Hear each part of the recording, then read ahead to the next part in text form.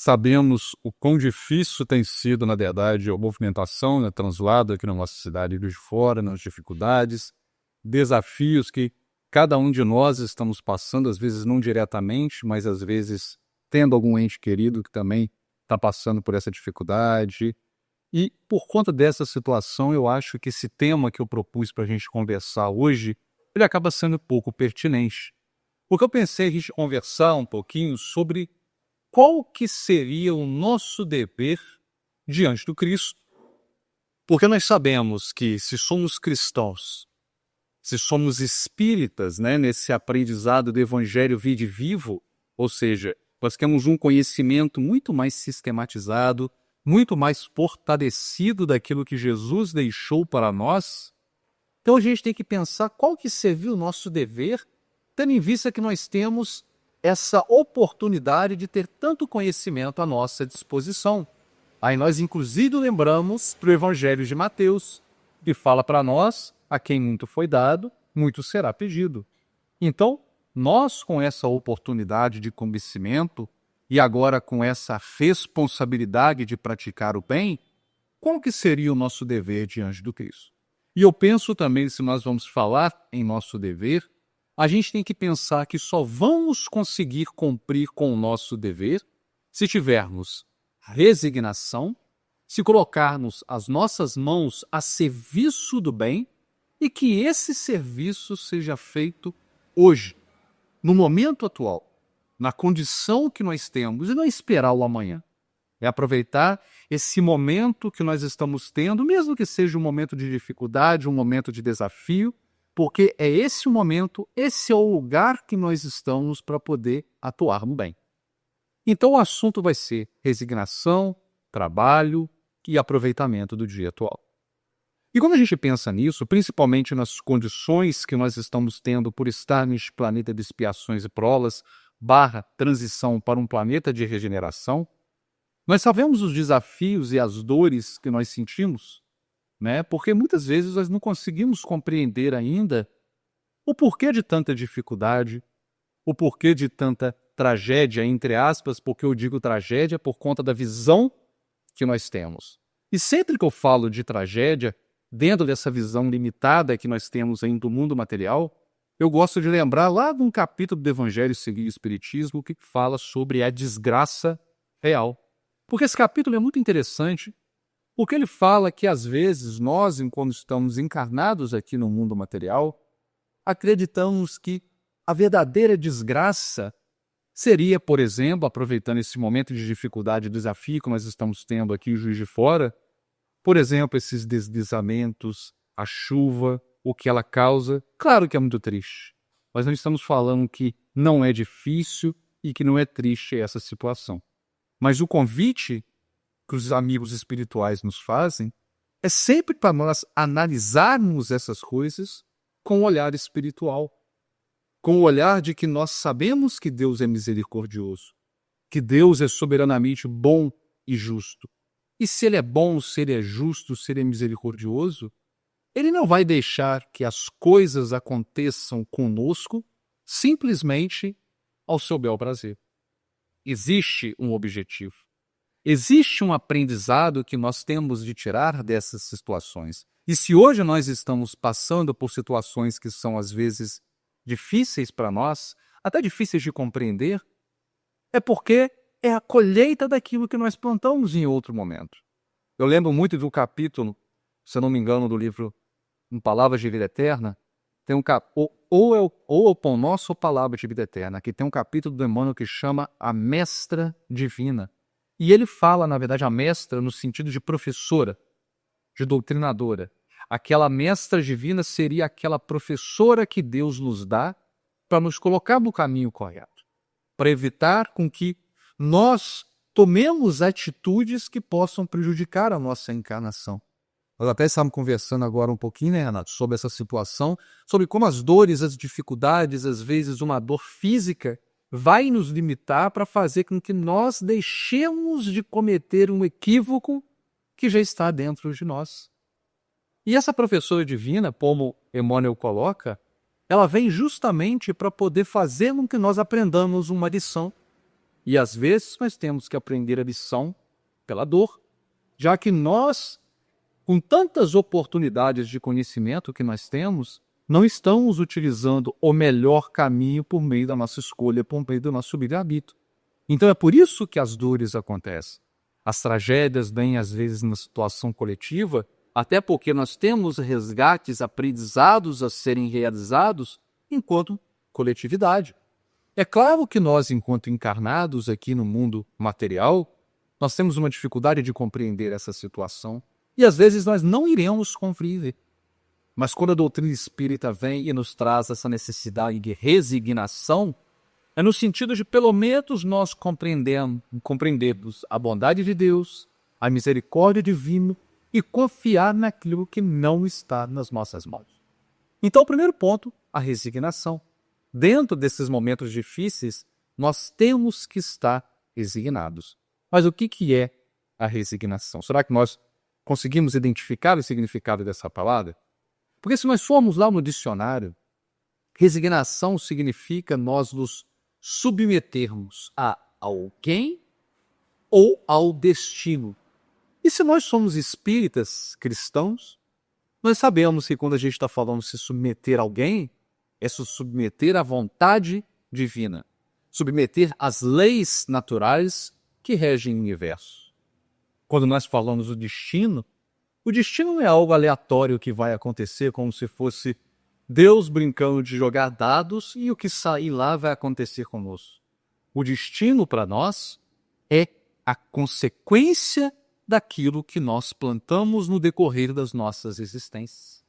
Então o destino é algo que nós sabemos o que vai acontecer quando temos a nossa visão mais ampla. Porque nós vamos estar apenas colhendo aquilo que plantamos. Por isso que nós sempre falamos, o cuidado com o plantio que nós temos que ter, hoje, falaremos mais do hoje lá na frente, mas é necessário nós prestarmos atenção no plantio, porque tudo que nós plantarmos será colhido.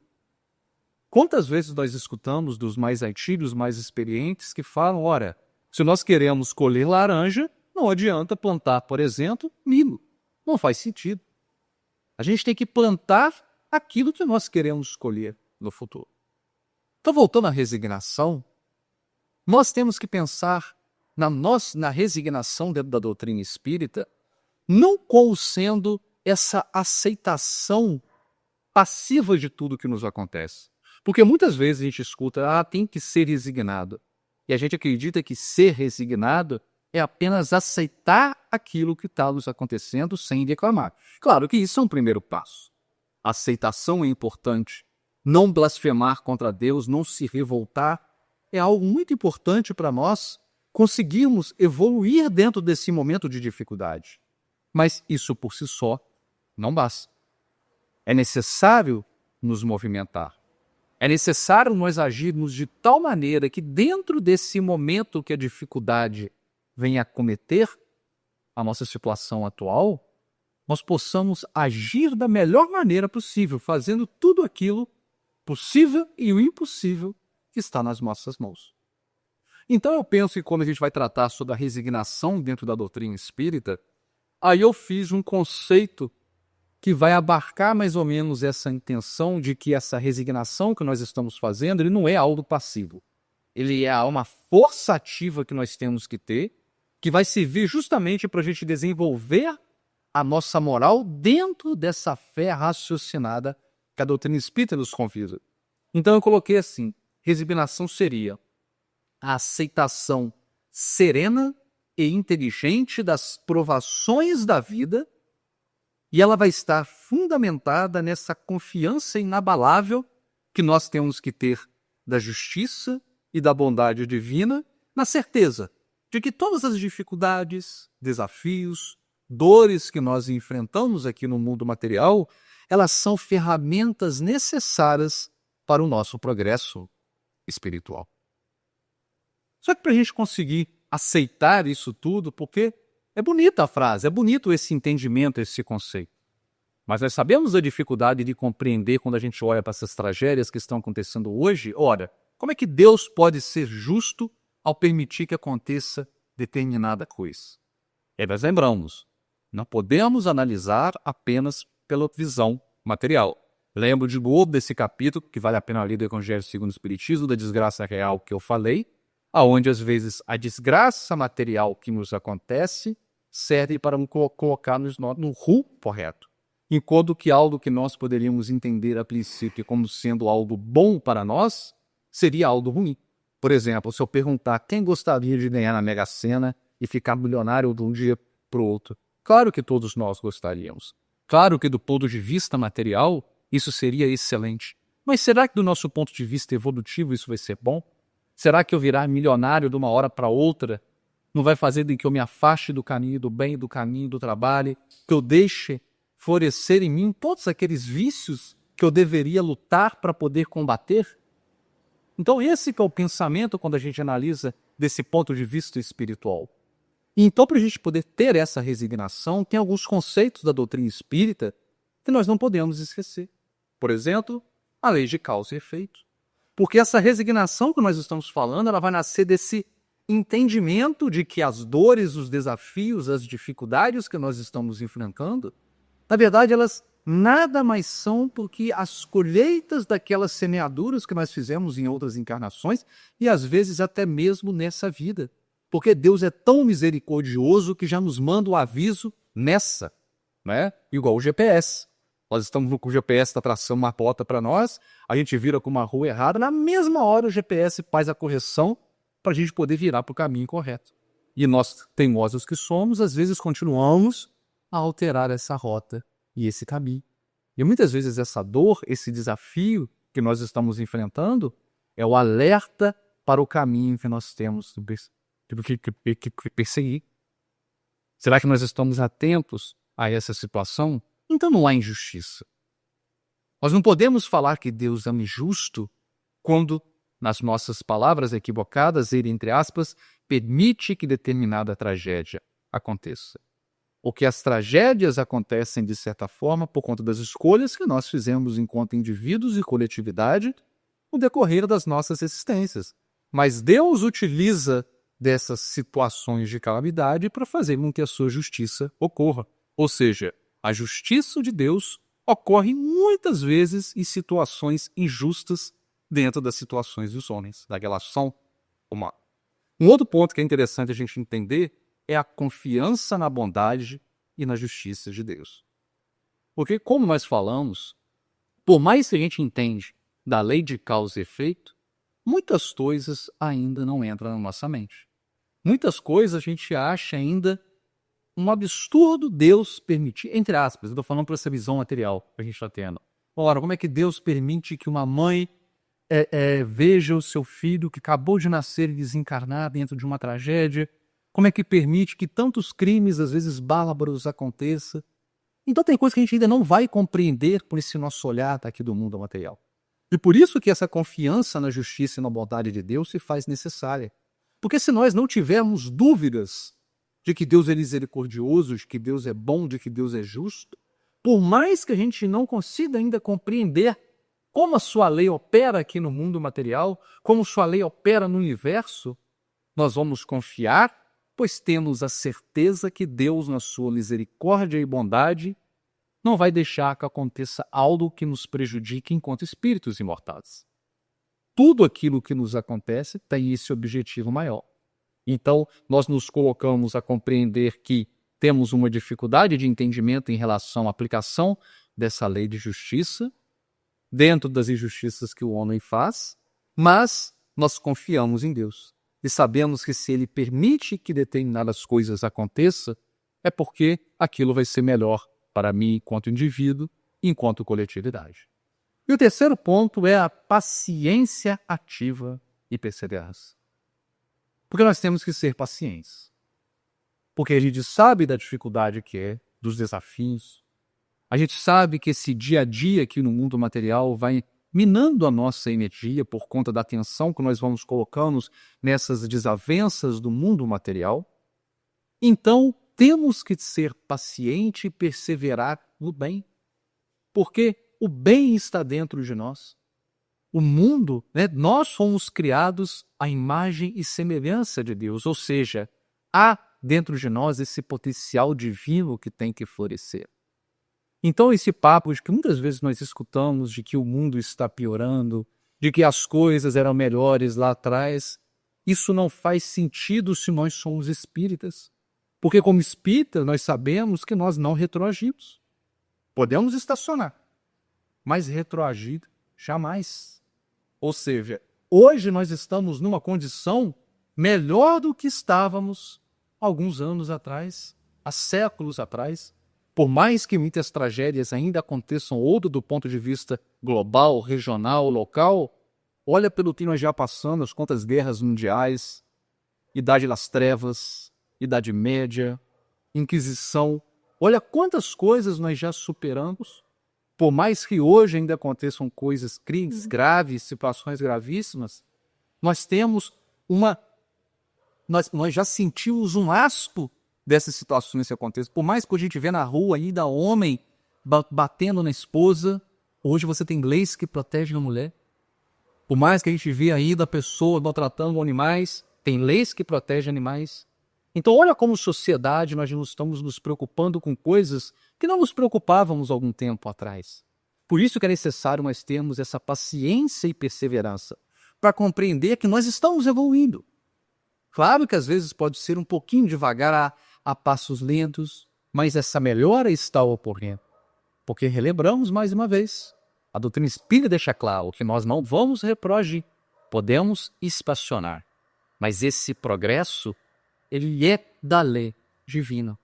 Então, quando a gente vai pensar em resignação, que é esse tema que nós estamos falando aqui, o importante é a gente entender que a resignação é força e coragem que nós devemos ter diante do desafio e não essa fraqueza e derrotismo quando a dificuldade bate na nossa porta.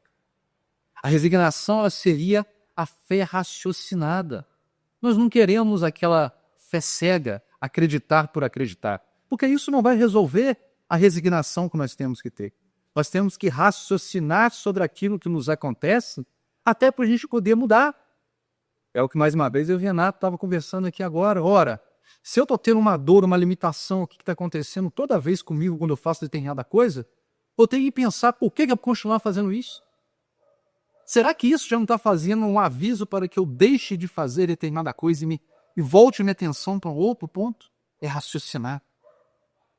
É confiança e esperança, e não desespero e pessimismo. Porque essas dificuldades nos convidam a ficarem desesperados. A gente sabe que é difícil, mas sabemos disso. Agora há pouco tempo nós passamos pelo carnaval, esse momento do carnaval. E eu sei que às vezes conversando com jovens, como a gente conversa na mocidade, aí o jovem chegou e perguntou pra gente qual que era o nosso preconceito, nós que somos espíritas, pelo carnaval, porque a gente só fala de carnaval. E aí eu cheguei e falei para ele que isso que eu vou falar vai servir para isso que a gente está falando agora, desse pessimismo. O problema do carnaval não é o carnaval de maneira isolada. Porque qualquer festa, a gente sabe que em qualquer festa acontece tudo aquilo que acontece no carnaval.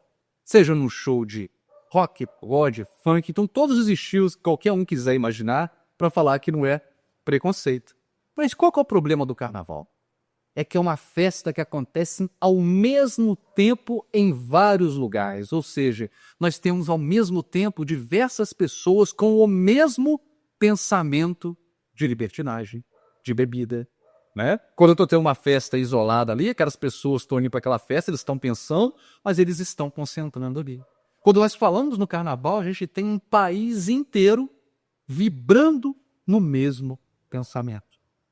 E se a gente sabe que pensamento é vida, se nós sabemos que o pensamento influencia em nós, naqueles que estão à nossa volta, olha o perigo que é nos deixarmos contaminar nessa teia de pensamento. E aí a gente fala do pessimismo, a mesma coisa.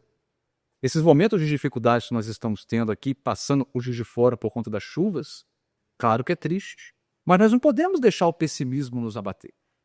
Porque se nós todos vibrarmos com esse pessimismo, com esse desânimo, nós estaremos também prejudicando o próprio trabalho da espiritualidade amiga que quer ajudar aqueles que estão aqui. Então a nossa parte é pensar de maneira otimista. Sabemos das dificuldades, sabemos dos desafios, mas confiamos em Deus. Confiamos que aquilo que está acontecendo tem de acontecer e que Deus vai prever o melhor para cada um de nós. Por isso que quando a gente está falando aqui de resignação, nós estamos falando dessa confiança e esperança, para a gente mudar um pouco o nosso padrão mental, não manter nesse padrão pessimista. E aí, enfim, a resignação é paciência ativa, não é ficarmos acomodados, é agirmos no bem, é entendermos a lei de Deus. E quando a gente compreende isso tudo, fica mais fácil nós entendermos o que é a resignação. E aí eu trago mais uma analogia para a gente não deixar de pensar na resignação como algo significativo para a nossa evolução. Eu quero que vocês imaginem aquele navegador experiente. Então, aquele navegador, no seu bar, no alto mar, e aquela tempestade que aparece do nada, aquelas ondas gigantescas que começam a fazer com que esse barco seja levado de um lado para o outro. E vamos pensar nesse navegador agora com 3 personalidades distintas. Depois ele vai fazer um paralelo de nós nas nossas dificuldades, dos nossos desafios. Porque imagina se esse navegador, ele é aquele navegador que está inconformado, ou seja, a tempestade está vindo, ele não concorda que aquilo possa estar acontecendo naquele momento, ele fica nervoso, ele fica estressado, ele começa a blasfemar contra Deus. Mas o que adianta de blasfemar? Vai acabar com a tempestade? Vai fazer com que a tempestade e as ondas parem? E por conta disso ele começa a se desesperar, ele não faz o trabalho que ele tem que fazer, que seria justamente pôr a mão no leme, segurar com força aquele barco para ele não virar. Então o barco perde a direção, perde o rumo e ele vai naufragar. E aí nós temos o segundo navegador, aquele navegador agora com a personalidade da falsa resignação. Aquele que é passivo, que é acomodado, né? Ele está vendo a tempestade veio, ele sabe que ele não pode fazer nada em relação àquela tempestade, porque a tempestade é uma obra da natureza. Ele não blasfema contra Deus, porque ele sabe que aquilo Deus não está mandando para ele, e não adianta ele falar isso. Só que ele só para orar, abaixa, reza, fica rezando, não se movimenta, não faz nada que está às suas mãos e deixa o barco à deriva. O barco vai bater e vai naufragar. E o ideal é o terceiro navegador, que é aquele navegador agora sim designado. Ele sabe que a força da natureza é algo incontrolável. Ele não pode controlar. Ele não consegue acabar com a tempestade. Ele não blasfema contra Deus, ele ora, pede forças, mas ele faz aquilo que ele estudou, que ele trabalhou para aprender. Então, ele abaixa as velas para o vento não ficar levando o barco para qualquer lado, ele segura firme o leme daquele barco, porque ele sabe que se ele manter o barco firme dentro da tempestade, uma hora essa tempestade vai passar. E aí ele vai conseguir chegar em um porto seguro. E aí nós pensamos na nossa situação. Como é que nós estamos agindo diante das dificuldades? Será que nós estamos apenas reclamando de tudo, blasfemando contra Deus, achando que nós estamos sendo injustiçados e deixando a vida seguir o seu rumo de qualquer jeito? E a gente lembra daquela frase, né, daquele poeta brasileiro sempre fala, deixa a vida me levar, né? Vida leva eu, e se a gente deixar a vida nos levar, a gente sabe para onde que nós vamos ser levados. Assim, podemos deixar o navio sem direção, porque o navio sem direção, ele fica à deriva. E se nós, será que nós estamos sendo o segundo caso? Nós sabemos que as dificuldades têm que vir. Estamos só orando, só pedindo ajuda a Deus? Temos que fazer a nossa parte, temos que trabalhar. Porque as dificuldades, os desafios são as oportunidades que nos colocam para agir. Para poder colocar o nosso potencial à prova. Então a gente tem que pensar um pouco nisso. A resignação tem a ver com ação, tem a ver com trabalho, tem a ver com compreensão dentro desses momentos de dificuldades.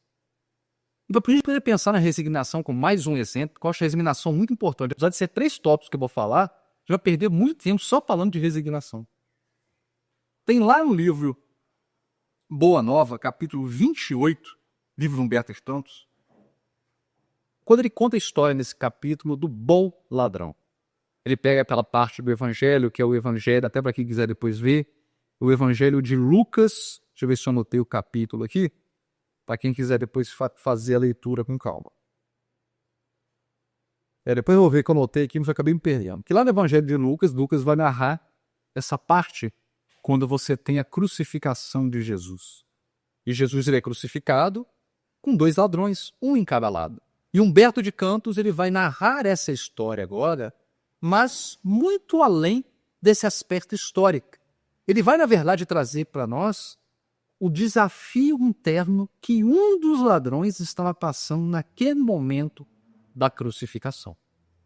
E aí, nesse texto, Humberto de Campos ele vai trazer, então, a história de Dimas, que é o bom ladrão, e Gestas, que é o mau ladrão.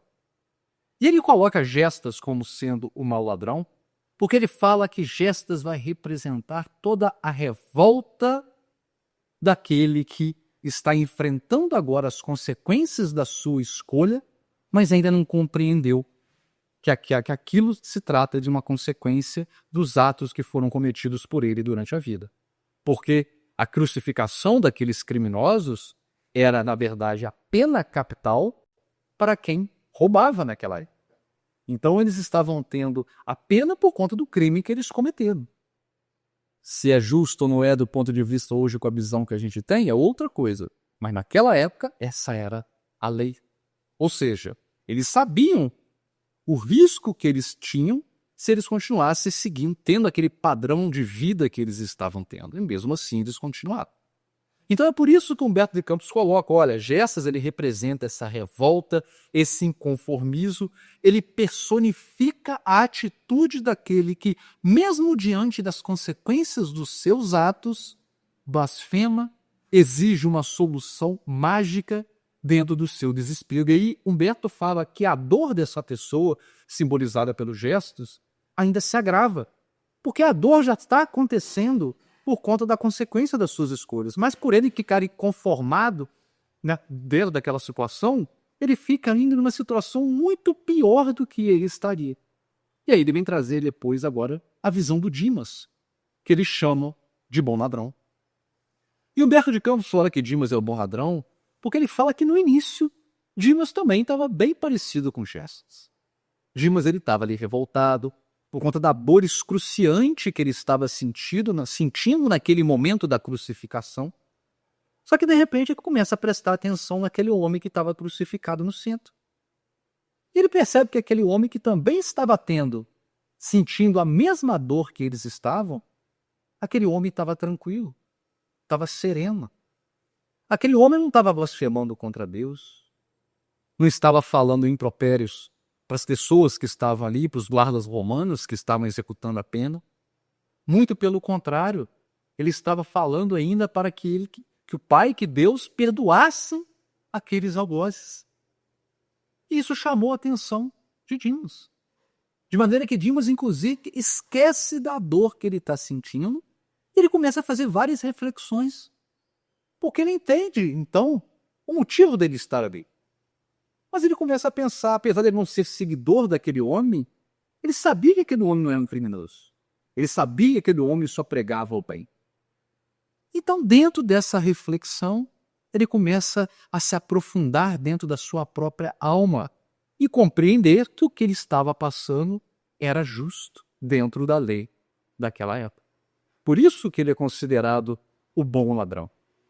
E aí, Humberto de Campos, ele fala assim, que dentro nesse momento de análise de Jesus, ele tem uma epifania, porque ele compreende que o sofrimento que ele estava tendo naquele momento não era uma injustiça. Ele percebe, na verdade, que era uma colheita inevitável por conta dos atos que ele teve na sua vida. E aí Humberto fala assim, essa aceitação é o primeiro passo. E aí eu trago para o nosso estudo, é o primeiro passo para a resignação. Porque com essa aceitação, com essa compreensão de que ele estava tendo uma consequência dos seus atos, ele se abriu para compreender, para mudar, parou de blasfemar. E olha que interessante, aí eu achei aqui a referência que eu queria falar. Lucas capítulo 23, a partir do versículo 40. Porque especificamente nessa parte do Evangelho de Lucas, a gente vai ter quando Gestas começa a insultar Jesus. E olha que interessante, Dimas agora ele começa a defender Jesus. E aí ele chega para Gessas e fala o seguinte, isso aqui está no Evangelho de Lucas. Ele vira para Gessas e fala, nem ainda teis a Deus, mesmo estando na mesma condenação? Aí ele vira para Gessas, olha só, nós, esse homem não tinha que estar aqui. Nós estamos sendo condenados juntos desse homem. Para de blasfemar contra Deus. Né? Tem algum motivo de nós estarmos aqui junto desse homem que não precisava estar aqui? Ele ainda fala, e nós, na verdade, estamos aqui com justiça, porque nós estamos recebendo o que os nossos feitos fez por merecer. Mas este homem, né, Jesus, nenhum mal fez. Olha a consciência que Dimas teve naquele momento. E será que nós temos essas consciências durante as dificuldades, durante os desafios que nós estamos passando? E essa história, né, de Dimas é muito interessante, porque ela traz tudo aquilo que nós conversamos lá no início, do que é necessário para sermos mais resignados. Olha só, compreensão da lei de causa e efeito. Quando Dimas chega e fala assim, recebemos o que os nossos feitos mereciam, é a pura expressão da lei de causa e efeito. Ele entende que ele está comendo o que ele plantou. E esse entendimento dá abertura agora para ele mudar a visão dele do que vai ser dali para frente. Segundo ponto, a resignação que não é passividade. Porque ele estava pregado na cruz, ele viu Jesus, aquela bondade que Jesus emanava foi percebida pelo Dimas. Dimas podia ficar vergonhado, abaixar a cabeça e não fazer nada. Muito pelo contrário. Dimas começou a refletir de maneira séria, de maneira honesta, e ainda defendeu Jesus. Ou seja, ele mudou a sua sintonia. Ele começou a pensar no seu próprio aprimoramento moral. Outro ponto, a fé que não desfalece. Será que nós teríamos essa fé que Dimas teria naquele momento de dor? Porque naquele momento de dor ele passou a ter uma fé que ele nunca teve em nenhum momento da vida dele. Tanto que ele começou a ter uma confiança no amanhã. Porque quem for ler no Evangelho vai ver que ele vai chegar para Jesus e vai falar assim, Senhor, lembra-te de mim quando entrares no teu reino. Ou seja, ele podia pedir para Jesus, ô Jesus, me tira daqui, acaba com a minha dor, né? Faz com que eu esqueça tudo isso que está acontecendo. Não, ele não pediu nada disso. Ele entendeu que aquilo ele estava passando porque era algo que era a consequência dos seus atos. Ele apenas pediu para Jesus amparo naquela vida que vai vir que Jesus estava prometendo. Olha que resignação desse homem. Olha a confiança que ele tem na mulher. Nós que somos espíritas, às vezes não temos essa confiança. Né?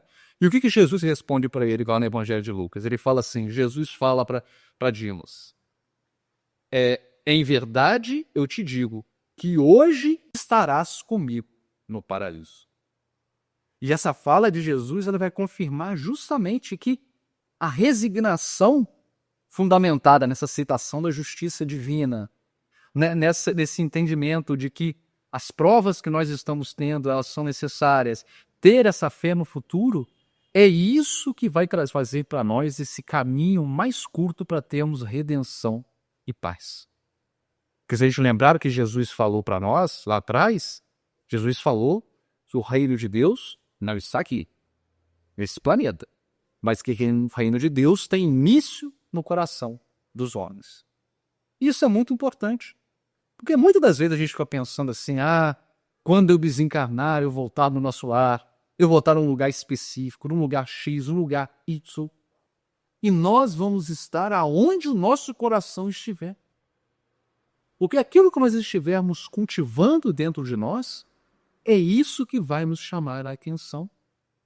Ora, se o que me chama a atenção aqui na matéria é a sensualidade, quando eu desencarnar, é a sensualidade que vai continuar me chamando a atenção. E eu vou querer estar em ambientes que me convidam a estar na sensualidade. Não é Deus que está me mandando para o umbral, para as trevas, para fora do nosso lar. É Deus, na sua misericórdia, que está permitindo eu estar naquele lugar que eu quero estar.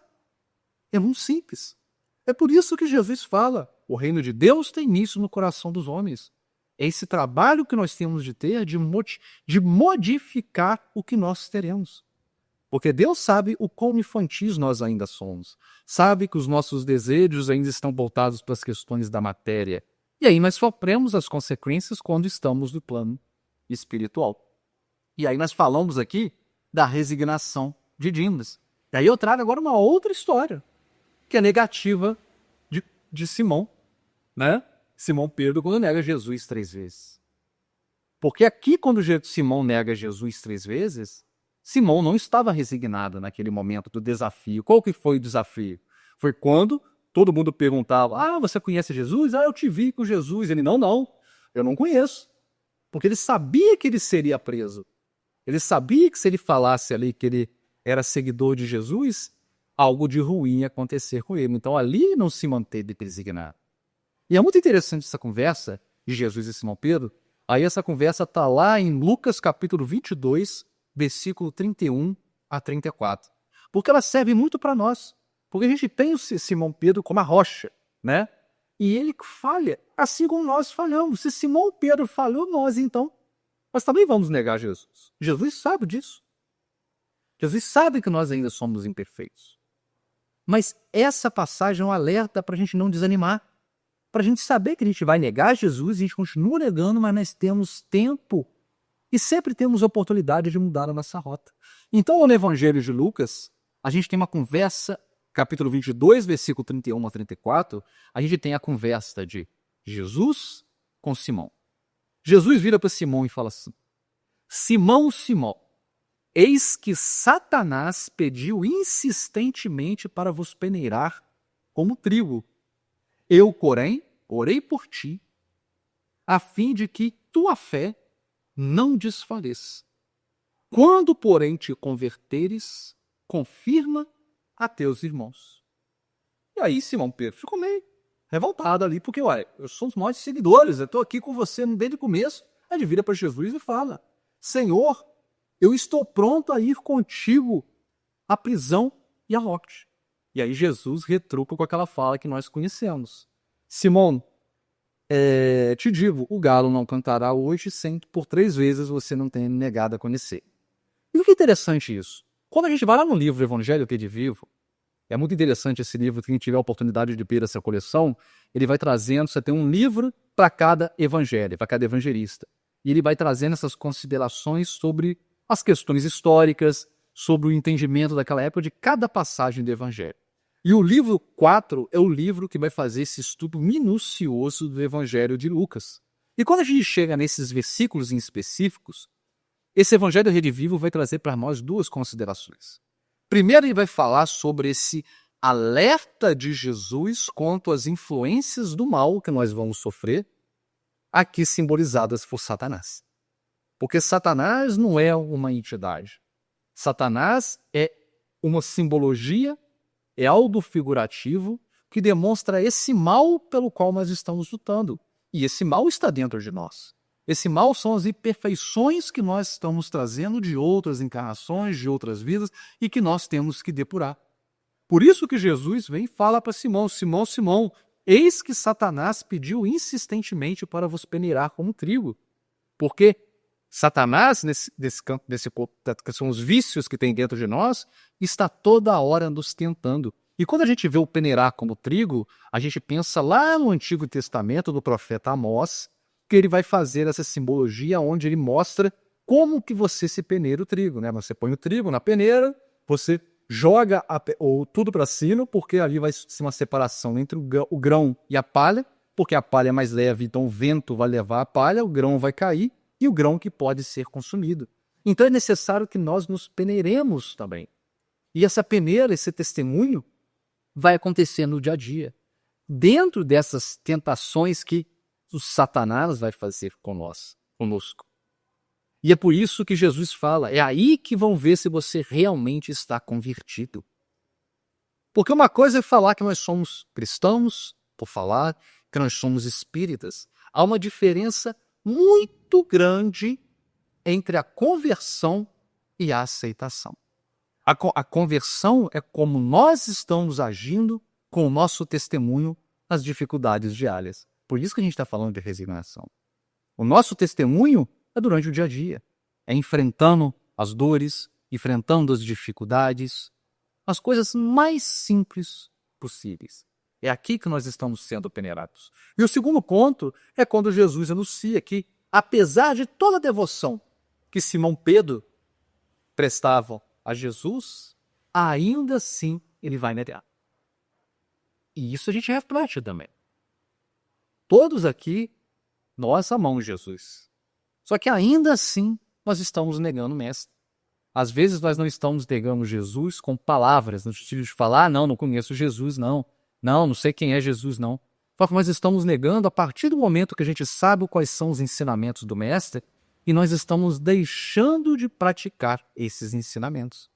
Ou seja, se Jesus falou que nós devemos amar uns aos outros, a partir do momento que eu tenho um preconceito com alguém por conta de uma cor, por conta de uma raça, de uma etnia, por conta de uma classe social, eu estou deixando de seguir Jesus. E Jesus já falou isso para nós, né? Se me amas, segue os meus ensinamentos, os meus mandamentos. Amar Jesus é nos esforçar para colocar em prática todos aqueles ensinamentos que ele deixou para nós. Então a resignação tem a ver com tudo isso que nós temos que fazer para poder compreender os desafios, as situações de dificuldade que nós estamos enfrentando e transformar isso em um combustível para sermos melhores. E isso nos leva aos outros 2 pontos, e agora tem que ser um pouco corrido e só para a gente passar mesmo, que é o trabalho ativo no bem. O último estudo que eu tive a oportunidade de fazer aqui foi o Mãos em Serviço. A gente estava falando justamente sobre a necessidade do trabalho. Então eu não vou me estender nisso, nem vou falar aquilo que eu falei no estudo anterior. Mas eu trago apenas a informação que nós temos que ter de que ninguém é inútil. Todos nós somos úteis. Às vezes a gente pode achar que a nossa condição não nos permite trabalhar do bem, não nos permite fazer determinada coisa. E a gente tem que saber que, independente da nossa situação física, da nossa condição social, nós temos condições de trabalho. Nós estamos no local que devemos estar, com as condições que devemos estar para exercer o bem.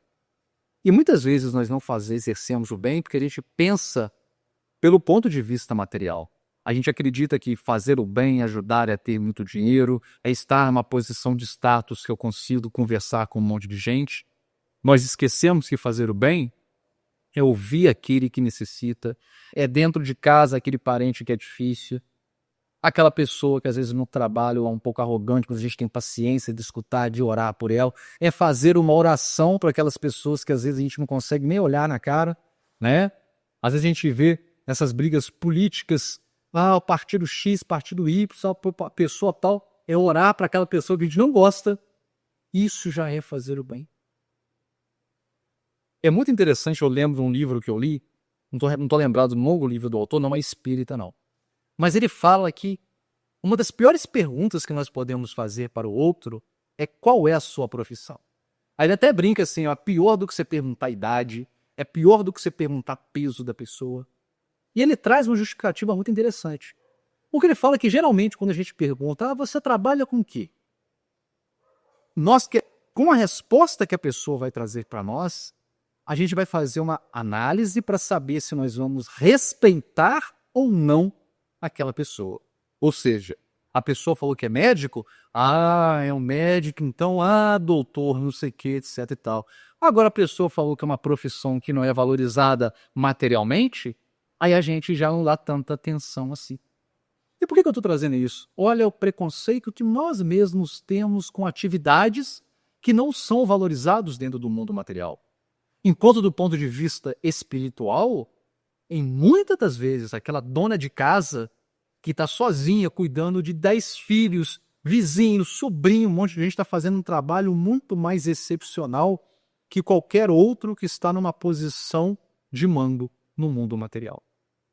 Essa ilustração que eu estou trazendo é só para a gente entender que, independente da nossa situação, nós temos condições de fazer o bem. Lembro sempre do Gibeão Endireitado, né? Jerônimo Mendonça. Não andava, não se movimentava, ficava numa cama e olha o trabalho excepcional que ele fez de divulgação da doutrina espírita. E mesmo que ele não fizesse, imaginemos nós, tetraplégicos, sem movimentar. Vamos supor que nós não tenhamos a força que o Jerônimo tinha. Mas só o fato da gente não ficar pessimista não agir de uma maneira a blasfemar contra Deus e manter o pensamento positivo, já é agir fazendo bem. E um último ponto, por conta do nosso tempo, o hoje. Nós sempre pensamos em deixar tudo para amanhã. E nós espíritas temos um problema, que a gente sabe da reencarnação, a gente pensa assim, eu vou reencarnar na próxima reencarnação e resolvo. Só que nós esquecemos, como a gente falou da lei de causa e efeito, que a próxima encarnação nós vamos ter a consequência do que nós estamos plantando agora. Lembrando, né? Vamos lembrar novamente a parábola dos talentos. Aquilo que nos foi emprestado, nós estamos conseguindo multiplicar, porque se não estamos multiplicando, vai ser retirado de nós. Então, se nós estamos tendo uma oportunidade hoje e não estamos utilizando essa oportunidade da melhor maneira possível, pode ser que a gente tenha retido alguma coisa numa outra encarnação, não porque Deus filho nos punia, mas de maneira didática e educativa para a gente poder valorizar aquilo que a gente tinha e nós não demos atenção. E aí, para terminar, eu trago mais uma história com Humberto de Campos. Eu sempre gosto com Humberto de Campos, é o que eu mais cito. Porque o Humberto de Campos, eu acho ele muito sarcástico, eu acho ele tem um humor muito peculiar. E ele acaba, de certa forma, resumindo muitas coisas complexas e traz de uma maneira mais fácil da gente entender. E aí tem uma história, eu não vou falar o título da história, porque senão eu vou dar a conclusão dessa história para vocês, mas tem uma história que ele vai trazer para nós. Deixa eu ver se eu anotei o capítulo certinho, para vocês poderem depois lerem com calma. Não anotei o capítulo, mas depois no final eu falo o ano certinho para vocês. Nessa história, Humberto de Campos está narrando que está tendo uma assembleia geral nas trevas. Você tem os espíritos das trevas reunidos e eles estão querendo dicas para poder acabar com o progresso da humanidade. Porque ele está vendo que a humanidade está progredindo do bem, ele está percebendo que todo mundo está procurando Deus, né? Jesus, outro espírito está aí. E eles estão preocupados, Godos. Então eles estão pensando qual estratégia eles podem adotar para poder prejudicar esse avanço. Aí começa aquela assembleia, todo mundo dando opinião. E aí vem o primeiro ministro e sugere o seguinte: já sei, vamos dizer aos homens que Deus não existe. Porque se Deus não existe, sem o freio divino, eles vão se entregar a todos os prazeres e a todos os crimes. Aí o chefe deles chega e fala, não vai dar certo isso. Não vai dar certo porque Deus existe e Ele está em tudo. Está na natureza, está no ar. Em qualquer lugar, quem respira vai perceber a presença de Deus. O homem sente Deus mesmo que tente negar. Aí vem o segundo e traz uma outra ideia. O segundo fala assim, olha, então vamos dizer que não existe vida após a morte. Vamos dizer que com a morte do corpo físico, tudo acaba. E aí eles vão viver para aproveitar a vida na matéria. Aí o chefe fala, não vai dar certo. Não vai dar certo porque a mediunidade está presente entre aqueles que estão vivos no mundo material. E quando eles perdem um ente querido, perdem entre aspas, né? Eles perdem esse ente querido, eles se voltam para esse pensamento da continuidade. Então isso não vai durar muito tempo. Não vai dar certo. Aí veio o terceiro e fala o seguinte, já sei. Vamos dizer que o evangelho é uma farsa. Dizer que Jesus foi apenas um mito. Aí o chefe fala, também não vai dar certo. Porque o mestre Nazareno deixou um exemplo que prepondera por milênios. Olha quanto tempo nós estamos falando isso, eles falam de Jesus. E vou trazer para a nossa realidade. Olha aqueles que tentam, às vezes, falar mal das religiões, falar mal de qualquer coisa que envolve espiritualidade. Eles sempre tentam falar isso, falam que Deus não existe. Tenta falar que não existe vida após a morte, é só a vida material. Que Jesus existe só o Jesus histórico, né? Eles fogem desse Jesus que nós estamos falando aqui. Só que a consequência é muito clara. No final das contas, isso passa. E sempre prepondera essa intenção de que Deus existe, de que Jesus realmente está presente entre nós e de que existe uma vida do mundo material, após o mundo material. Mas vem o quarto ministro e traz a solução. O quarto ministro fala o seguinte, eu tenho a solução infalível. Eu não vou dizer que Deus não existe. Eu não vou negar a imortalidade da alma e nem a justiça divina, nem mesmo a beleza do evangelho. Muito pelo contrário. Eu vou dizer aos homens que tudo isso é verdade. Eu vou dizer que eles precisam ser bons. Eu vou dizer que eles devem perdoar. Eu vou dizer que eles necessitam se reformar e se santificar. Mas direi uma pequena palavra mágica. Amanhã. Direi que eles não precisam ter pressa. Vou falar que faça isso amanhã. Faço bem, mas faço amanhã. Perdoe próximo, mas deixa para amanhã.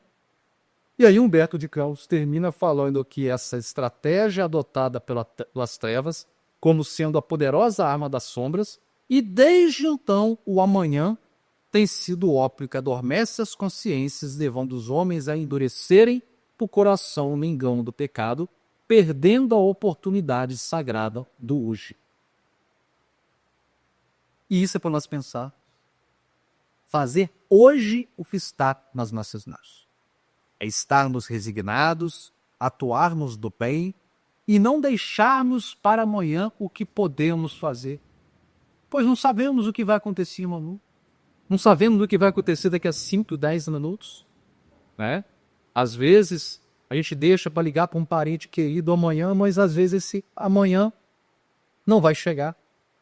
Olha as tragédias que acontecem. Não vai chegar do ponto de vista material, como nós estamos falando, né? Então é aproveitar todas as oportunidades. Oportunidade de conciliação, oportunidade de trabalho.